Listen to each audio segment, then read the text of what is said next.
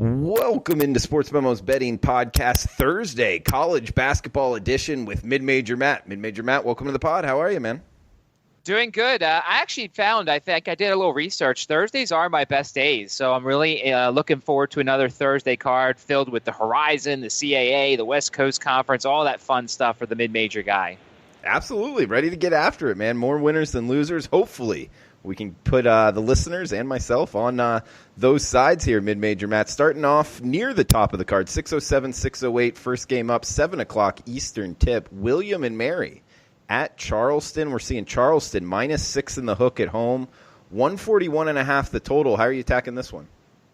Well, so everybody who watches this podcast knows what I think about William & Mary. It's a team that I've backed as when I can, because there's certain situations, you look at them this year, 8 road wins this season for William & Mary. At the one point, that was the most in the country because they had played so many early road games.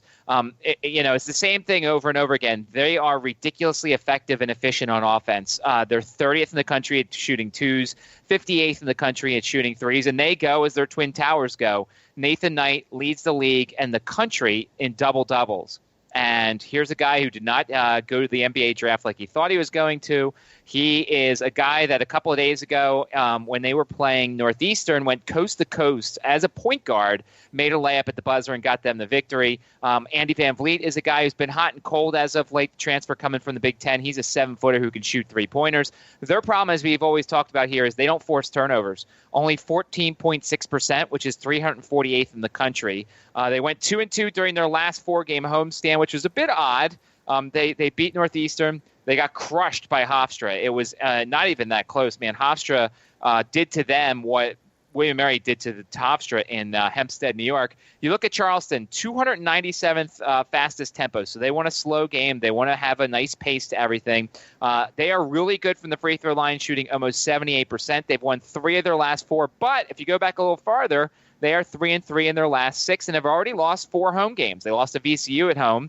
They lost to Oklahoma State, they lost to Northeastern, and they lost to UNC Wilmington at home. So it's not a guarantee that they're going to be awesome at home. They go as Grant Riller goes. He's their leading scorer. He's their do-everything guy. And if you notice the meeting in Williamsburg, which William & Mary won 67-56, Grant Riller was only 10 points. He shot 3 of 13 from the field. Charleston was not very efficient in that game, 40% from 2, 25% from three-point land. Nathan Knight had a double-double, 21 and 13. Andy Van Vliet did not have one of their best games. Plus, William & Mary only shot 14 of 34 from two-point land. Basically, all these stats are telling you and telling me that I kind of like William & Mary in this situation. I think we're getting a lot of points here. I think they're a team that's hard to figure out. Of course, they could get blown out. But I also think anytime you get 6.5 on the road with a home team that's not exactly, defending home court well, they've already lost 4 times there. I think the Tribe, if they play their best, and they should be focused enough after just the 2-2 homestand, should be a very live dog at 6.5 points, or even higher if it goes up higher by the time you watch this podcast. So you like William & Mary to win outright? Well, now wait a second here. I'm not going to – it's 6.5 here, Drew. If it was like 2, 3, then maybe I would consider it a money line. But, look, I'm going to take the nice safety and the comfort of a 6.5 because, remember, Charleston's a really good free throw shooting team, so I don't need to worry about, a tight game, Charleston making their free throws. So let's just be safe here. Take William & Mary plus 6.5. Hopefully it goes up. Maybe it will. Who knows? But if it goes down, I'd play it to probably like 5.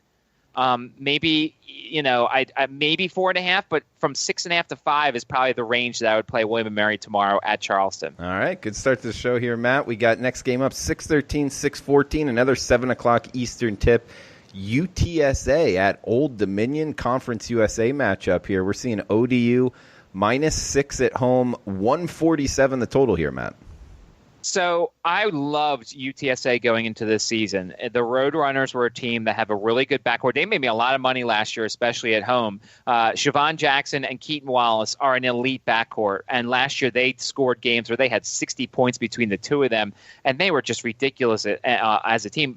This year, they might be one of the most disappointing teams in college basketball, certainly one of the most disappointing mid-major teams. They've lost 4 of their last 6. They've only had 2 road wins this year at Texas State and at Rice.